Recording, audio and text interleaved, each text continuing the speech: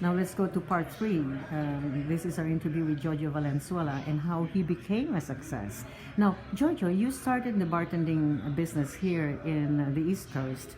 And how did you graduate from that? And now with your concept of two different restaurants and two different menus for one particular place? Great question. I started bartending in '97. Again, as more of a way for me to make a living, so I could pursue my music career.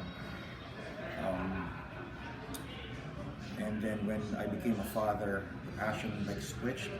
Literally, it was just like a switch of a button. That the passion of music literally like disappeared, and then it completely went into the beverage side.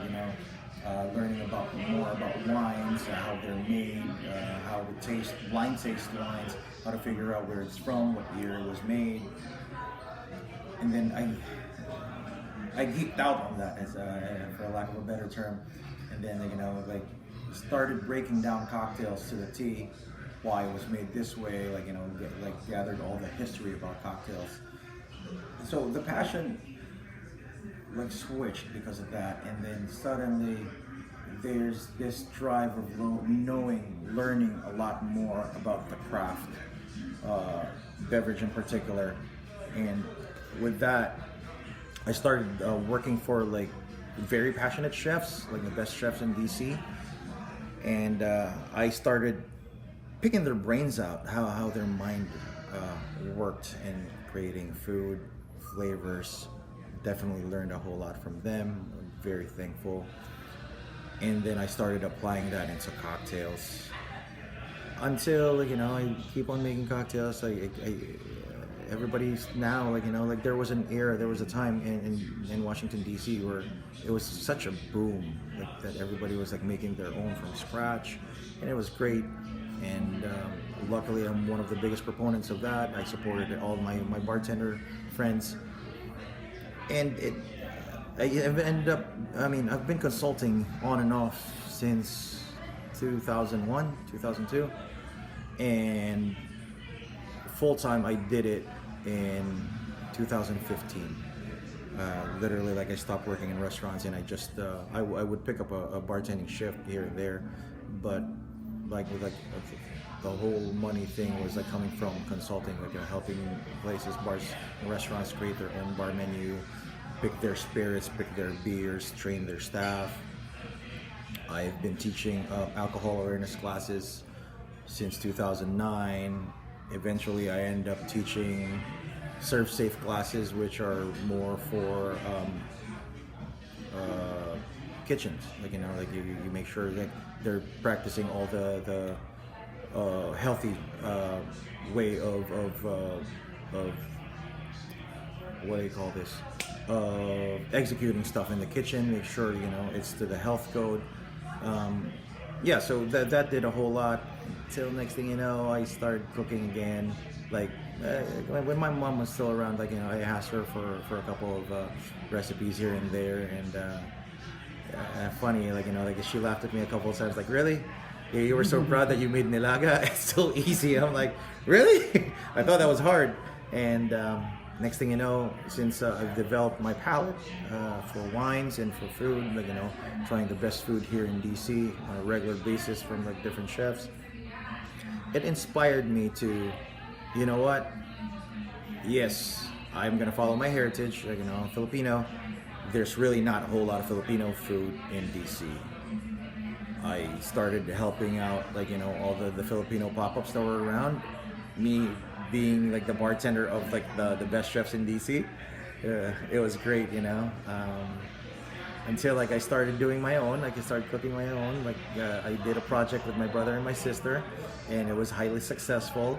We started catering for different restaurant people, and people liked it a lot. So I'm like, all right, so I guess we do have something to offer. Until hey, opportunities arrived. I started creating plans on what to do, and it worked out. A couple of friends of mine told me about this opportunity like, hey, here you go, here's a sports bar, you want to do something with it? I'm like, do I have a choice? Yeah, maybe, like, we can take over the sports bar, because, like, this owner is leaving. He said he's gonna start sell, like, the concept. I'm like, we can buy the concept, and then you start your project soon after that. And some of the plans didn't pan out, like, exactly how it was told. So we had to come up with a quick plan, and we turned it around. I said, well, why don't we open as a sports bar, and then I'm gonna squeeze in some Filipino items there, or actually international food, international recipes, where the first plan was. And the second floor, I was like, yeah, eventually let's turn that into a lounge or a dining focused concept.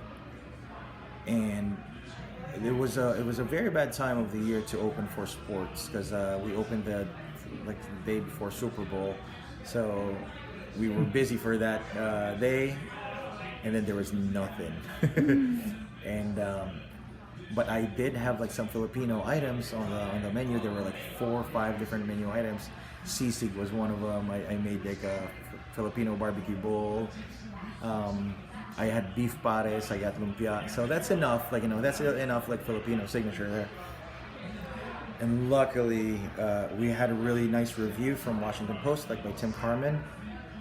He came in, he wrote some really nice things about us, and it attracted some Filipinos out there, and also, like, all the neighborhood places in the area. They started supporting us. So we were able to survive the first few months because of the Filipino food, more so than the sports bar food. And then March Madness happened. The Capitals went far in the playoffs. We had some people over for those few days, but I would have to say that the biggest success, or the biggest reason we are successful right now, is because of the Filipino food. So. Thank you.